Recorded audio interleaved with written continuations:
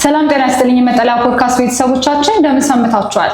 ከቤት ጋር ተያይዞ ያሉ የተለያዩ ማህበራዊና ኢኮኖሚያዊ ጉዳዮችን እያነሳን ከእናንተ ጋር ቆይታ የምናደርግበት ሳምንታዊ ፕሮግራማችን ነው ተጀምሯል። በዛሬው ሳምንት ቆይታችን የመኖሪያ ቤት እንደ ሰብአዊ መብት ወይስ እንደ ትርፍ ማግኛ መንገድ ነው በሚለው ዙሪያ ላይ የተለያዩ ጥያቄዎችን እያነሳን ቆይታ የምናደርግ ይሆናል።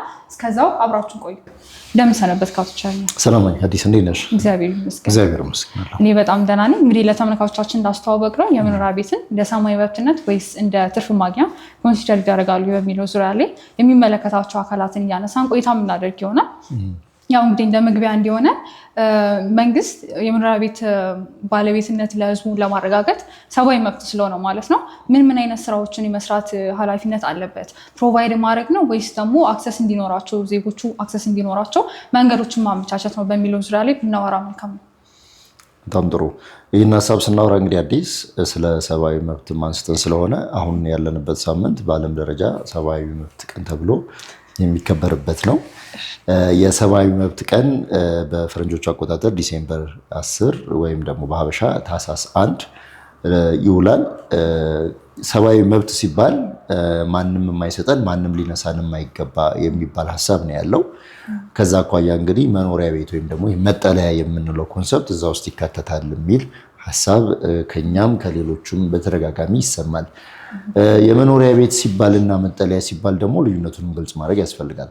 እዚህ ጋር ሊባል ወይም ደግሞ ሊገለጽና ለሰዎች ሊናገር የተፈለገው ሀሳብ መኖሪያ ቤት ሰብአዊ መብት ነው ሲባል የሰው ልጆች መኖር ያለባቸው መጠለል ያለባቸው በሆነ ቤት ውስጥ ነው የሚል እሳቤ ነው ያለው እና ለሰው ልጆች አስፈላጊ ነው የሚለውን መልእክት ለማስተላለፍ ነው እንጂ ለእያንዳንዱ ሰው መንግስት ሰብአዊ መብቱን ማክበር አለበት እንደሚባለው ቤት ሰርቶ ለእያንዳንዱ ሰው መስጠት አለበት የሚል ትርጉም ሊኖረው አይገባም። ግን በዛም አልን በዚህ የሰው ልጆች ጫካ ውስጥ ሊኖሩ አይገባም። አስፋልት ላይ ወይም ደግሞ መንገድ ላይ ሊያድሩ ሊውሉ ሊኖሩ አይገባም። ለሰው ልጆች የሚገባው መጠለያ ነው የሚለውን ሀሳብ ለመስጠት ነው። እንግዲህ አሁን ይህንን ለማረጋገጥ መንግስት ምን ማድረግ አለበት ከማለታችን በፊት ስለ መሰረታዊ ነገሮችን ብናወራ የተሻለ ነው። ለሰው ልጆች መሰረታዊ ተብሎ ከሚጠቀሱት ውስጥ እውነት ነው አንደኛው ቤት ነው። በእንግሊዝኛው ቤዚክ ኒድስ ከምንላቸው ውስጥ መጠለያን እንደ አንድ እንጠቅሰዋለን። ኒድ ለሰው ልጆች ለመኖር የሚያስፈልግ ነገር ነው። ስለዚህ በምንም መንገድ ይሁን የሚኖሩበት ነገር እስካገኙ ድረስ ተሟልቶላቸዋል የሚባል ሊሆን ይችላል። በኪራይ ሊሆን ይችላል፣ ገዝተው ሊሆን ይችላል፣ ተጠግቶ ሊሆን ይችላል፣ መንግስት በቀበሌ ቤት በምንለው እሳቤ ሰጥቶ ሊሆን ይችላል። ብቻ በተለያየ መንገድ መጠለያ ውስጥ እስካሉ ድረስ ያ መሰረታዊ የምንለው ፍላጎት ተሟልቷል ልንል እንችላለን። የቤት ባለቤትነት ወይም ደግሞ ቤት ኦን ማድረግ የሚለው ሀሳብ ሲመጣ ከኒድ ይወጣና ወደ ወንት ውስጥ ይገባል ማለት ነው። ከአስፈላጊነት ወይም ደግሞ ከመሰረታዊ ነገርነቱ አንድ ስቴፕ ከፍ ይልና ወደ ፍላጎት ደረጃ ይመጣል። ፍላጎት ብቻውን ደግሞ ምንም የሚያደርገው ነገር የለም። የሰው ልጅ ስለፈለገ ምንም ሊሆን አይችልም። ያው ስለፈለገ አያገኝም፣ ስለቻለ ነው የሚያገኘው። ስለዚህ የመግዛት አቅም የምንለውን ሀሳብ ደግሞ አያይዘን እናመጣዋለን ማለት ነው። ስለዚህ የመግዛት አቅም ያላቸው ሰዎች ቤት ገዝተው በራሳቸው ቤት ውስጥ የተረጋጋ ሰላማዊ ህይወት ይመራሉ። ይሄ የመጨረሻው ነው። ከመጀመሪያው ግን ስንጀምር በመሰረታዊነት ደረጃ በተለያየ መንገድ ሊሆን ይችላል። ሳይገዙም ተከራይተውም ተጠግተውም በተለያየ መንገድ ማለት ነው እና ከዚህ ውስጥ መንግስት ሊያሟላ ይገባል ወይም ደግሞ በሂደቱ ላይ ድጋፍ ሊያደርግ ይገባል የምንለው ለመጀመሪያው ነው። ያለው የኢትዮጵያ ህዝብ በጠቅላላ የሚጠለልበት የሚኖርበት በተለያየ መንገድ ማለት ነው ቤት ያስፈልገዋል። ያንን ደግሞ ቢችል ሊያቀርብ ካልሆነ ደግሞ የሚያቀርቡትን ሊደግፍ ግድ ይለዋል የምንለው ያ ነው። ስለዚህ ኃላፊነቱ 100% የመንግስት ብቻ ሳይሆን የሌሎችን ባለድርሻዎች ይሆናል። በጣም ጥሩ። እንግዲህ መኖሪያ ቤትን ስንመለከት በሀገራችን እንግዲህ ፍሪ ማርኬት ሲስተም ነው የምንጠቀመው ከኢኮኖሚው አንጻር። ስለዚህ መኖሪያ ቤትን እንደሌሎች የንግድ እቃዎች ወይም ደግሞ እንደሌሎች ማቴሪያሎች በፍሪ ማርኬት ሲስተም ሊድ ማድረጉ ምን አድቫንቴጅ አለው? ምንስ ዲስአድቫንቴጅ አለው? እንደው አድቫንቴጅ ከተባለ ይመስላል እንጂ አይደለም። ምናልባት ወደ ሴክተሩ በርካታ ቤት አልሚዎችን ይስብ ይሆናል ፍሪ መሆኑ። ግን ደግሞ በዛው ልክ የተያያዘ ጉዳት ይኖረዋል። ያልተገባ የዋጋ ውድነት ከዚህ በፊት ስንጮህለት ወይ ስንጮህበት የነበረውን ጉዳይ መደጋገም ነው የሚሆነው። ያ ነገር እንዲፈጠር ምክንያት ይሆናል። ስለዚህ በእኔ አረዳድ የቤት ልማቱ ዘርፍ ፍሪ በምንለው እሳቤ መመራት አለበት ብዬ አላስብም። ለሰው ልጆች አስፈላጊ ተብሎ ከሚጠቀሱት መሰረታዊ ነገሮች ተርታ ቤትን ካስቀመጥ ነው መንግስት ዘይት ላይ፣ ስኳር ላይ፣ ጨው ላይ ያለአግባብ የዋጋ ጭማሪ የሚያደርጉትን ሰዎች ሱቅ እያሸገ እየሄደ እየተቆጣጠረ እንደሚሰራው ሁሉ እነዚህም ላይ እንደዛው ሊሰራ ይገባል ብዬ አምናለሁ።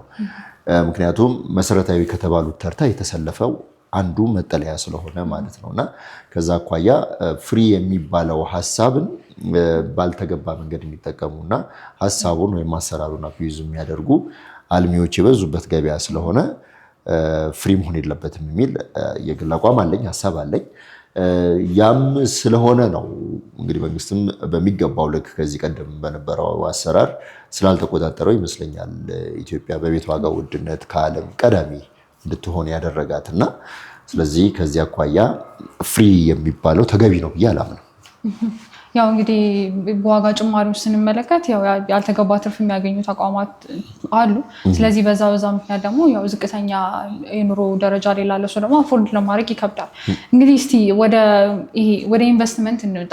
ብዙ ለምሳሌ የተለያዩ ተቋማት ላይ ኢንቨስት ከማድረግ ይልቅ አብዛኛው ሰው ፕሪፈር የሚያደርገው በቤት ጋር ተያይዞ ሪል ስቴት ሊሆን ይችላል።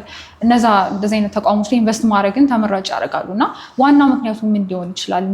የቤት ተቋማት ላይ ኢንቨስት እንዲደረግ የሚፈልግበት ዋናው ምክንያቱ ምንድን ነው?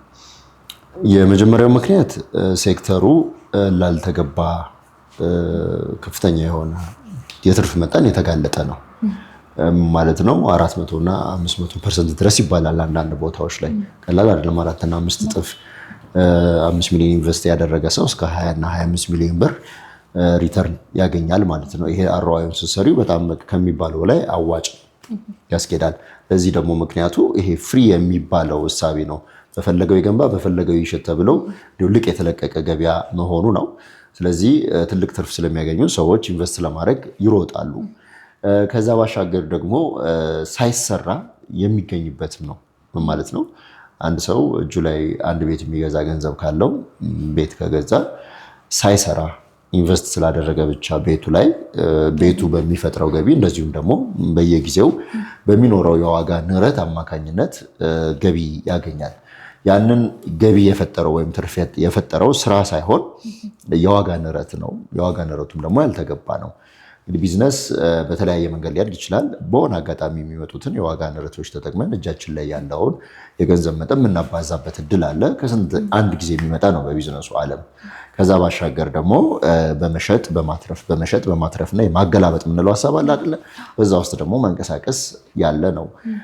በብዛት ግን ቤት ልማት ላይ ኢንቨስት የሚያደርጉ ሰዎች ትርፋቸው ከዋጋ ንረት የሚመጣ ነው። ኢቲካልም ነው ብዬ አልገምትም በሴክተሩ። ከዛ በተጨማሪም ደግሞ የሀገሪቷ ኢኮኖሚ ላይ የሚፈጥረው ከባድ ነገር ነው። የዋጋ ንረት ላይ ላለው ጠቃሚ ነው። በኢኮኖሚ የተሻለ ደርሷል ለሚባለው ተቋም ወይም ደግሞ ግለሰብ የተሻለ ነገር ይዞለት ይመጣል። ግን ታች ያለውን አብዛኛውን ሕዝብ የሚጎዳ ነው። ምክንያቱም ንረቱ ተሰብስቦ ታች ወርዶ ያለውን ነገር ጠራርጎ ነው ወደ ላይ ይዞ የሚመጣውና ቤት ላይ ኢንቨስት አድርገው ከቤት ትርፍ የሚጠቀሙ ሰዎች ይህንን ፍለጋ ነው ወደዛ የሚሄዱት። ግን እንደ መሰረታዊ ነገር ከተቆጠረ ቤት ከመሰረታዊ ነገሮች ተርታ ከተቀመጠ በዚህ ልክ ሊሆን ይገባል ብዬ አላምንም። ያ ማለት ሰዎች ኢንቨስት አድርገው አያትርፉ ማለት አይደለም። የትርፉ መጠን ግን አይጋነን ነው። መጋነኑ ገበያው ላይ የራሱ ችግር አለው፣ ነዋሪው ላይ የራሱ ችግር አለው። ያው እንግዲህ ህብረተሰቡን ጠቅሞ የራስንም ጥቅም አንድ ላይ ያዘ ሴም ታይም ማስጠበቅ መቻል ነው ዋናው ጎሉና እስቲ ያው ካፍታ ቆይታ በኋላ እንመለስና ቆይታ ምናደርግ ይሆናል። ውድ ተመልካቾቻችን ውይይታችን በዚሁ አላበቃም። ካፍታ ቆይታ በኋላ እንመለሳለን። አብራችሁን ቆዩ።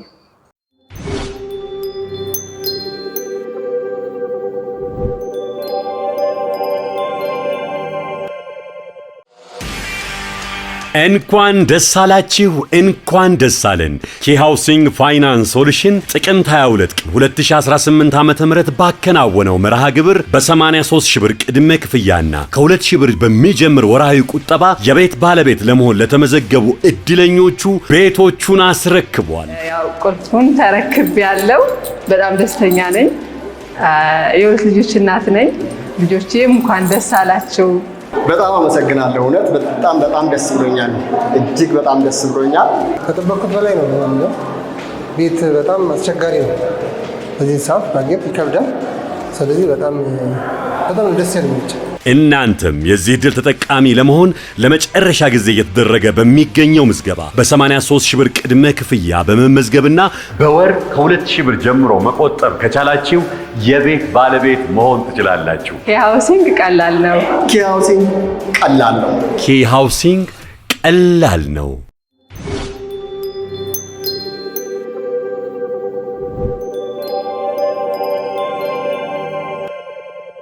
ካፍታ ቆይታ በኋላ ተመልሰናል። ያነሳን ያለነው ርዕሰ ጉዳይ የመኖሪያ ቤት እንደ ሰብአዊ መብትነት ወይስ ትርፍ ማግኛ ነው በሚለው ዙሪያ ላይ የተለያዩ ሀሳቦችን ከተለያየ አንግል እያነሳን ቆይታ እያደረግን ነው። አሁንም በድጋሚ አብራችሁን ቆዩ። እንግዲህ ወደ ካስተመሩ እንምጣ ወይ ደግሞ ወደ ቤት ፈላጊ አካላት እንምጣ። እንግዲህ ዝቅተኛ ገቢ ያላቸውን ሰዎች የመኖሪያ ቤት ባለቤት ለማድረግ ምን አይነት የኢኮኖሚ አማራጮች ይኖራሉ በሀገራችን? ያው ብዙ አይነት አማራጮች አሉ የተቀመጡ የምናውቃቸው። መንግስት ራሱ የሚያቀርበው አማራጭ አለ። ዘንድሮም እናወራበታለን ብዬ አስባለሁ። እሱም በተለይ ከኮንስትራክሽን ቴክኖሎጂ ጋር አንድ ላይ አድርገን ማለት ነው የሲኤፍኤስ ከሚባለው ጋር። ከዛ በተጨማሪ መንግስት ከሚያቀርባቸው ውጭ ደግሞ በግሉ ሴክተሮች ያሉ አሉ። አፎርድ የሚያደርግ ወደ ሪል ስቴቱ ካልሆነ በማህበር ወደ መገንባቱ፣ ሌሎችም ሃውሲንግም አንዱ ነው። እንደዚህ አይነት ኦፕሽኖች አሉ ገበያው ውስጥ። ግን አብዛኞቹን ብንመለከት ታርጌት ያደረጉት አብዛኛውን ፖፑሌሽን አይደለም። መሬቷ ለሁሉም በቅታ ሁሉም ሰው እየኖረባት ነው። ወደ ቤት ስንመጣ ግን ወደ ቤት ወደሚቆጠረው የሰው ልጆች ገብተው ኖረውበት ወደምንለው ነገር ግን ስንመጣ ጥቂት ሰዎችን ነው ታርጌት ያደረገውና ከዛ አኳያ ያን ያክል የሰፋ አማራጭ አለ ብዬ አልገምትም። በእኛ ሀገር ያሉትም አማራጮች እስኬላቸው ለጥቂት ነው። የኪን እንኳን ብትመለከቺ 100,000 ሰው ነው ታርጌት ያደረገው ካለው የችግር መጠን አንጻር ማለት ነው። እንግዲህ በአመት መመረት ካለበት ራሱ 25% አይሸፍንም። እኛ በ10 ዓመት ውስጥ እናመርታለን ያልነው ማለት ነው። አሉ የተባሉትም ኩባንያዎች ያለውን ትልቁን ፍላጎት ስቲል የሚያሟሉ አይደሉም ማለት ነውና ከዚህ አኳያ በጣም የጠበበ አማራጭ ነው ያለው ብዬ ነው የማስበው። ምናልባት ሰዎች ሌሎች አማራጮችን ማየት ካለባቸው ማየት ይችላሉ። ቢያዩም ግን የተለየ አያገኙም። ቴብል ላይ ከቀረበው ውጪ ያን ያክል ሰፊ አይደለም ያለው ገበያ። ፍራንክሊ እውነት ለማውራት ደግሞ ዲማንዱም ትልቅ ነው ማለት አይደለም። መፈለግና መቻል ይለያያል። ዲማንድ የሚባለው የሚችል ነው መግዛት የሚችለውና ገበያው ላይ ያለውም ደግሞ ተመጣጣኝ ነው ብለን ደግሞ አናስብም። የሚፈልገው ብዙ ነው። መላው ኢትዮጵያ ቤት ይፈልጋል። ጀስት መድገም ይፈልጋል ያለውም እንኳን ቢሆን ማለት ነው። የሌለውን ብቻ ደግሞ ከቆጠርን አፎርድ ማድረግ ይችላል አይችልም፣ መክፈል ይችላል አይችልም የሚለው ሚዛን ላይ ሲወጣ አብዛኛው ሚዛን አያነሳምና ከዚህ አኳያ የጠበበ ገበያ ነው ያለው፣ የጠበበ አማራጭ ነው ያለው ብለን የምናስበው። ለዚህ መፍትሄው ብዬ የማስበው በርካታ ድርጅቶች በገቢ ደረጃ ታች ላለው የህብረተሰብ ክፍል ወይም አማካኝ ለሆነው የተለያዩ ስኪሞችን ይዞ በመምጣት የቤት ባለቤት የሚያደርጉበትን መንገድ ማስፋት አለባቸው። እኛም ደግሞ ሴክተር ውስጥ ያለነው እንደያለንበት እየተረዳዳን እየተደጋገፍን መሄድ መቻል ይኖርብናል። በዚህ እንግዲህ ኪ ግንባር ቀደም ነው፣ መሪ ነው። በርካታ ሺህ ደንበኞች አሉት። በርካታ ፈተናዎችን አልፎ እዚህ ደርሷል። አሁንም እየተፈተነ ወደፊትም እንደዛው እያለፈ እያስጨበጨበ ቢንጎ እያስባለ የሚቀጥል ኩባንያ ነው። ካለው ልምድ ላይ እያካፈለ ሌሎች ቀጥሎ የሚመጡትንም እያስተማር እንዲህ አይነት ነገሮች ትናንት ወይም ደግሞ ነገ የሚፈጠሩትን እንዲህ አይነት ነገሮች እንዳይገጥማቸው እየረዳ መሄድ ይችላል እና እንዲህ ስናደርግ ሴክተሩ ላይ ጥሩ ነገር እንፈጥራለን። በጣም ጥሩ። እንግዲህ ሴክተሩ ላይ ትርፍን ፈልጎ የመጣ ተቋም ሊኖር ይችላል። አንዳንዱ ደግሞ ህዝቡንም ጠቅሜ ይጠቀማሉ የሚሉ የተለያዩ ተቋማት ብልሽታም አለ። እንደዚህ አይነት ተቋማቶች እየበዙልን ነው እና ያው የመጨረሻ ሀሳብ ነው የሚሆነው ለእነዚህ ተቋማት ምን አይነት ማበረታቻዎች ሊደረጉ ይገባል የሚለው ነገር ብናነሳ ጥሩ ነው። ምክንያቱም ከዚህ በፊትም በተደጋጋሚ ያነሳ ነው ቤት ውድ እንዲሆን የሚያደርገው ሰንሰለቱ ነው። በእቃ አቅርቦት ሊሆን ይችላል፣ በተለያዩ አንግል ያ ነገር ነው ውድ እንዲሆን የሚያደርገው እና ምን ማበረታቻዎች ሊደረጉላቸው ይገባል? እንግዲህ ያው ዞሮ እነዚህ ተቋማቶች የሚሰሩት ሃውሲንግንም ጨምሮ ለትርፍ ነው። ማትረፍ መቻል አለብን። የምናተርፍበት መንገድ ነው የተለያየው እንጂ ሁላችንም አትራፊዎች ነን። የበጎ አድራጎት ቢዝነስ የለም ጀስት እኛ ባለንበት ሴክተር በተለይ ማለት ነው። ስለዚህ ከዛ አኳያ የምንሄድበት መንገድ ትርፋማ እንዲሆን ደግሞ የተለያዩ ድጋፎች ያስፈልጉናል። ትርፋማ በሆነን ቁጥር ስኬላችንም እያደገ ይመጣል፣ የምናቅደው እቅድ እየሰፋ ይመጣል ተያይዞና እነዛ ድጋፎች ምንድናቸው ብዬ የማስበው ከመንግስት ከዚህ ቀደም መንግስት ለኮንዶሚኒየም ፕሮጀክቶች ሲያደርግ የነበረው ድጋፍ እሱ ለሚመራቸው ለያዛቸው ፕሮጀክቶች ሲጠቀም የነበረው የድጋፍ መንገድ አለ። ሰፕላይ ቼን ላይ ያለ የማኔጅመንት ሲስተም አለ። እነሱ ነገሮች በማበረታቻ መንገድ ለኪሃውሲንግ እና ኪሃውሲንግን መስለው ለመስራት ወደ ገበያ ለመጡ ወይም ደግሞ ለሚመጡትን ጭምር ያንን ማድረግ መቻል አለበት ብዬ ነው የማስበው። ሰፕላይ ቼን ላይ የተስተካከለ ነገር ካለ ብዙ ነገሮች ይቀንሳሉ። ራፍ ኤስቲሜሽን ከ60-70% በላይ የሚባክኑ ነገሮች መቀነስ ወይም ደግሞ አላግባብ የሚወጡ ወጪዎች መቅረት ይችላሉ እና እነሱ እንደ ትርፍ ይቆጠራሉ። ካምፓኒውን ያጸኑታል፣ ያቆዩታል። ስለዚህ ከዚህ አኳያ ከዚህ ቀደም ለኮንዶሚኒየም ፕሮጀክት ሲደረጉ የነበሩት ነገሮች እንግዲህ አብዛኛው ለኮንዶሚኒየም ሲደረግ የነበረው ሁላችንም የምናውቀው ግብአቶች በአነስተኛ ወጪ ነው የሚመረቱት። አትኮስት በሚባል ዋጋ ነው ወደ ስራ የሚውሉት። ከዛ በተጨማሪ ከውጭ የሚገቡት አንዳንድ ቁሶች ከታክስ ነፃ ናቸው። ሌሎችም ተያይዘው ያሉ ጉዳዮች ይጠቀሳሉና ለኪሃውሲንግ እና ለሌሎችም እነዚህ ነገሮች ቢደረጉ ሴክተሩ ላይ ጥሩ ሮል ያላቸው ናቸው ያምናለሁ። እንግዲህ ሴክተሩ ውስጥ ያሉትም ደግሞ ከራሳቸው የሚጠብቁት የተለያዩ ወቅቱ የፈጠራቸውን የግንባታ ቴክኖሎጂዎች ቢጠቀሙ ወይ አልሚዎቻቸውን ቢያስጠቅሙ እኛም አሁን በቀጣይም እንደምናደርገው ከዚህ በፊትም እንደነበርንበት ማለት ነው የተሻለ ስራ መስራት ይቻላል እና በጣም ቀላል ቴክኖሎጂዎች ግን ደግሞ ከውጤትና ከዋጋ ከውበትም ከጥራትም አንጻር የተሻሉ የሆኑ አሉና እነሱን ብናደርግ ጥሩ ነው።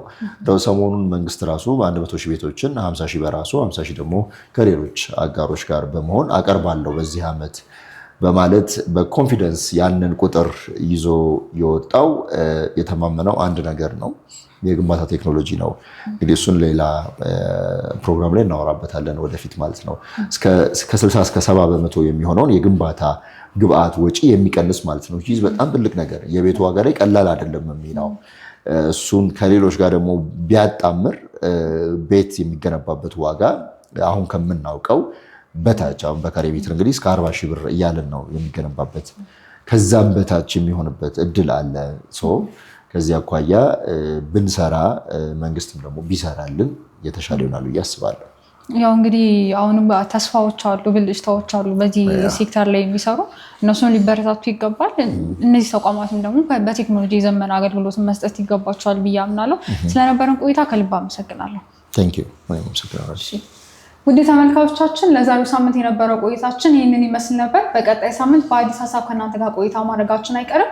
እስከዛው ቸር ሰንብቱ። ሳምንታዊ አዳዲስ መረጃ እንዲደርሶ የደውል ምልክት መጫን እንዳይረሱ። ሰብስክራይብ በማድረግ ቤተሰብ ይሁኑ።